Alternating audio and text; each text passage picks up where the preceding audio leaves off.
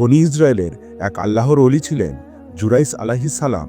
তিনি পাহাড়ের চূড়ায় একটি ছোট ঘরে দিনরাত ইবাদত করতেন। একবার তিনি যখন তাহাজ্জুদের নামাজ পড়ছিলেন, তখন তার মা নিচ থেকে তাকে ডাকলেন। জুরাইস নামাজে দাঁড়িয়ে ভাবলেন, তিনি কি নামাজ চালিয়ে যাবেন নাকি মায়ের ডাকে সাড়া দিবেন। তিনি সিদ্ধান্ত নিলেন আগে নামাজ শেষ করবেন। কিছুক্ষণ পর মা আবার ডাকলেন, কিন্তু জুরাইস সাড়া দিলেন না। মা খুব কষ্ট পেলেন। দুঃখ ভারাক্রান্ত মনে দুই হাত তুলে আল্লাহর কাছে বললেন, হে আল্লাহ, আমার ছেলেকে এমন এক পরীক্ষা দাও, মানুষ তাকে অসম্মান করে। 3 দিন পর এক খারাপ মহিলা নিজেকে সাজিয়ে গুছিয়ে জুরাইসের ঘরের দরজায় এসে কড়া নাড়ল। সে পাপ কাজ করার আহ্বান জানালে জুরাইস ভয়ে কাঁপতে থাকা কণ্ঠে বললেন, আল্লাহকে ভয় করা মানুষ কখনো এমন কাজে রাজি হয় না, দূর হয়ে যাও।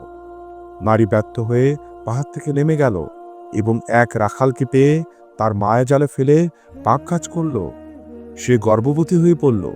কয়েক মাস পর লোকেরা জিজ্ঞেস করল, তুমি তো বিয়ে করনি, তাহলে এই সন্তান কার? খারাপ মহিলাটি সোজা বলল, ওই আল্লাহর ওলি জুরাইস। মানুষ অবাক হয়ে গেল। তারা লাঠিসোঁটা নিয়ে পাহাড়ে উঠল, জুরাইসের ঘর মাটির সঙ্গে মিশিয়ে দিল এবং তাকে টেনে হিঁচড়ে নিচে নামালো।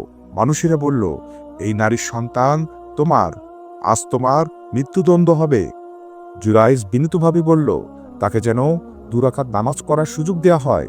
তিনি নামাজ শেষ করে আল্লাহর উপর ভরসা রাখলেন।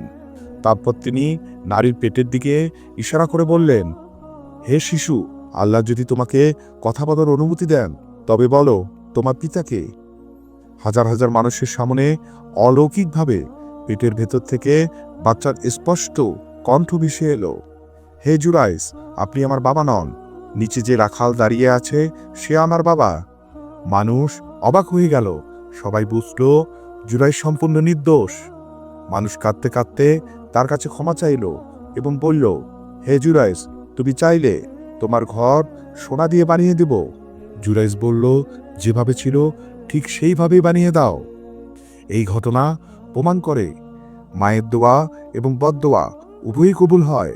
আল্লাহর ওলিদের উপর কঠিন পরীক্ষা আসে, কিন্তু পরিশেষে আল্লাহ তাদের সম্মান বাড়িয়ে দেন এবং সত্য উন্মোচন করেন।